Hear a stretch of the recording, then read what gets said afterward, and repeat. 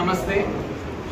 ఏదైతే జాతర మనకు 13-14 జరగాల్సి ఉందో అది ఎలక్షన్ రీజన్స్ వల్ల 21st షిఫ్ట్ అవ్వడం జరిగింది.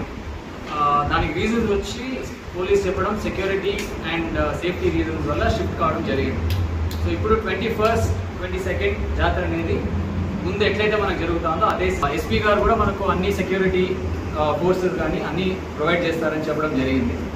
సో అది కాకుండా హోంశక్తి కానీ మనకు ముందైతే ఎట్లయితే జాతర సిస్టమేటిక్గా జరుగుతుందో అదే రకంగా ఈసారి కూడా జరుగుతుంది.